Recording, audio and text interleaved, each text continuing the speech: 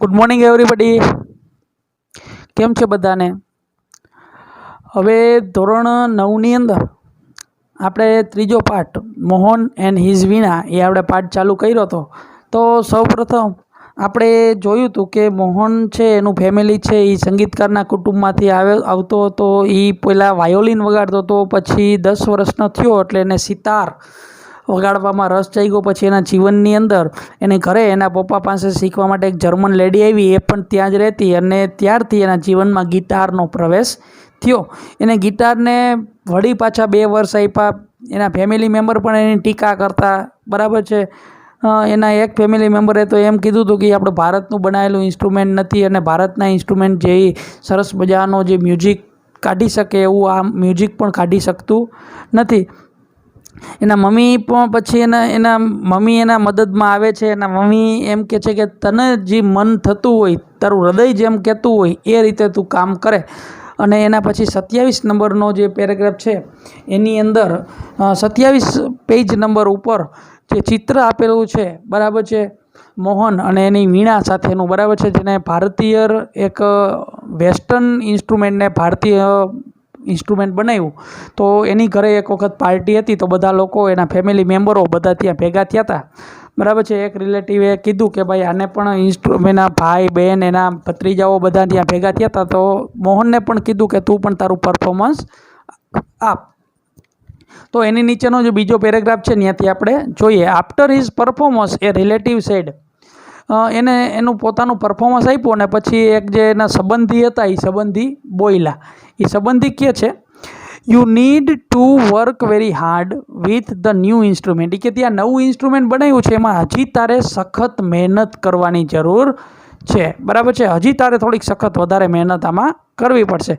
One of the relative said, એમાંથી એક રિલેટિવ એવું કહે છે if it were the sitar you would have been in competition with your brother and sister. You have already spent 2 years on it, but still this instrument need more. જો સિતાર હોત તો તું તારા ભાઈ બહેન સાથે કમ્પેરિઝનમાં આવી શકત. તે એક તો ઇન્સ્ટ્રુમેન્ટ પણ બદલ્યું, અને એ ઇન્સ્ટ્રુમેન્ટમાં પાછા તે 2 વર્ષ આપ્યા, બરાબર. તે 2 વર્ષ આની અંદર બગાડ્યા. જો તારી પાસે ગિટાર ન હોત અને જે તે સિતાર વગાડ્યું હોત તો તે તારા ભાઈ અને બેન કરતાં પણ વધારે પરફોર્મન્સ કરો. After is performance someone said, અને બીજો વ્યક્તિ કયો, એક રિલેટિવે આવી સલાહ આપી. હવે એનો બીજા કોઈ વ્યક્તિઓ છે એ પણ આના વિશે કંઈક કહે છે. Sitar is a sound like flowing stream. એ કે સિતારનો અવાજ છે ને એ તો વહેતા ઝરણા જેવો છે, બરાબર છે. Your instrument doesn't have depth. જે ઊંડાણની જે ઇન્સ્ટ્રુમેન્ટની અંદર જે સાઉન્ડ હોવો જોઈએ એ તારા ઇન્સ્ટ્રુમેન્ટમાં છે નહીં. અને બીજાએ પણ કીધું your brother play the violin. તારા ભાઈએ વાયોલિન વગાડ્યું છે. હિઝ સૂર, એના તાલ આર સો બ્યુટીફુલ, એ પણ કેટલા બધા સરસ મજાના છે. What are you doing with this instrument. તું આ ઇન્સ્ટ્રુમેન્ટથી શું કરસ? તારો ભાઈ છે એ એક સિતાર સરસ વગાડે છે, આ વાયોલિન સરસ વગાડે છે, તો તું આ ઇન્સ્ટ્રુમેન્ટ લઈને કેમ બેઠો છે, બરાબર છે. તો આવું બધું પાર્ટીની અંદર એક પછી એક પરફોર્મન્સ આપ્યા, અને આને ઘણું બધું એના વિશે ખરાબ સાંભળવા માંડ્યું, કારણ કે આને મહેનત પણ એટલી કરી હતી. મોહન વોઝ ડિપ્રેસ, બિચારો ડિપ્રેસમાં આવી ગયો. ક્રાઇડ ધ ફોલ નાઇટ, આખી રાત એ રેડ્યો બિચારો. હી હેડ ઓલરેડી ગિવન 2 years, એને 2 વર્ષ તો પોતાના જીવનના in his life two this instrument, આ ઇન્સ્ટ્રુમેન્ટને 2 વર્ષ તો આપ્યા હતા, 2 વર્ષ લગાતાર એ શીખો તો. But from the heart I made from guitar, એમ કે છે મારા હૃદયથી હું ગિટાર માટે જ બનેલો છું. There is no instrument for me, મારા માટે બીજું એ કોઈ ઇન્સ્ટ્રુમેન્ટ છે જ નહીં, બરાબર. હી થોટ, આવું એને વિચાર્યું. જો એટલું નિરાશ એને કટાક્ષ કર્યો બધા લોકોએ, છતાં પણ છે ને એ વ્યક્તિ એમ કે છે કે હું મારા જીવનમાં એક જ ઇન્સ્ટ્રુમેન્ટ છે, અને ઇન્સ્ટ્રુમેન્ટ છે ગિટાર. હું ગિટાર માટે જ બન્યો છું. This instrument will become my face to the world. દુનિયા સાથે મારે આ ઇન્સ્ટ્રુમેન્ટ છે એ મને દુનિયા સાથે આમ ફેસ લગાવવામાં, ફેસ મિલાવવામાં મને મદદ કરશે. આઈ એમ શ્યોર, મને ખાતરી છે. I am going to make it big, very big. It was determined. આવું એને દ્રઢ નિશ્ચય કર્યો. ડિટરમાઇન્ડ એટલે શું થાય? દ્રઢ નિશ્ચય કર્યો. હું આને મોટું, ખૂબ જ મોટું બનાવીશ. આવું એ પોતે દ્રઢ નિશ્ચય કરે છે. This experience took place when Mohan was 16 years at age. એ માત્ર જ્યારે 16 વર્ષનો હતો ત્યારે એને આ અનુભવ થયો હતો. બરાબર. It was turning point of his life. એના જીવનનો આ એક બદલાવ હતો. દરેક વ્યક્તિના જીવનમાં કાંઈક એવી ઘટના બને ને પછી એના જીવનમાં ટર્નિંગ પોઈન્ટ આવતો હોય, તો આવો એના જીવનમાં એ ટર્નિંગ પોઈન્ટ આવે છે કે જ્યાંથી એનું જીવન બદલાય છે. બરાબર છે. તો એ ટર્નિંગ પોઈન્ટ ક્યારે આવ્યો? 16 વર્ષની ઉંમરે. જો એ 16 વર્ષની ઉંમરે એ પાર્ટી ન થઈ હોત ને તો આવું સરસ મજાનું ઇન્સ્ટ્રુમેન્ટ એ બનાવી શક્યો ન હોત. બરાબર છે. It was the turning point of his life. Mohan double his રિયાઝ. રિયાઝ એટલે પ્રેક્ટિસ. એને એની પ્રેક્ટિસ કેવી કરી નાખી?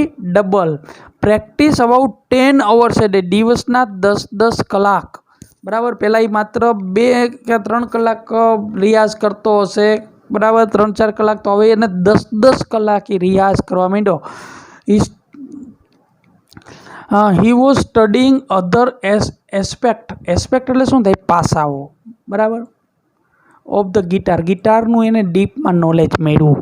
હી decided to incorporate the speciality, technique, એની ખાસિયતો, બરાબર છે, એનું sound, every instrument into the guitar. ગિટારની અંદર અને બીજા ઇન્સ્ટ્રુમેન્ટની અંદર કેવી સામ્યતા છે, કેવી ટેકનિકો, કેવો અવાજ કાઢે છે, બધું ડિટેલમાં આને અભ્યાસ કર્યો. He wanted to invent.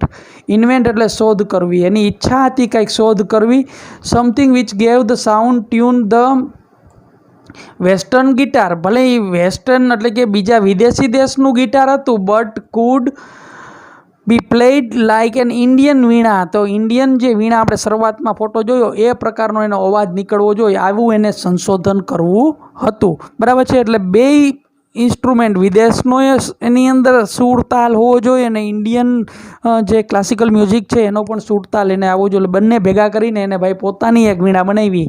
બરાબર છે. મોહન વીણા.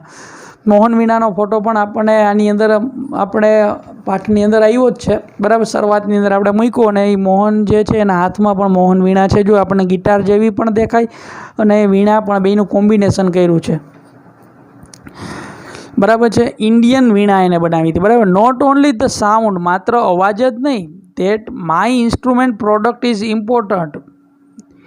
તો મારું જે ઇન્સ્ટ્રુમેન્ટ છે, પ્રોડક્ટ છે, એ અગત્યનું હશે. But it must also express my vision. એટલે મારું જે વિઝન છે, મારું જે ધ્યેય છે એની અંદર પણ એ પણ વસ્તુ એની અંદર વ્યક્ત થતી હશે. What I have want to say through the instrument. હું ઇન્સ્ટ્રુમેન્ટમાંથી જે કહેવા માગું છું એ બધું એની અંદરથી હું વ્યક્ત કરી શકીશ. He said to himself. એને પોતાની જાત સાથે વાત કરી.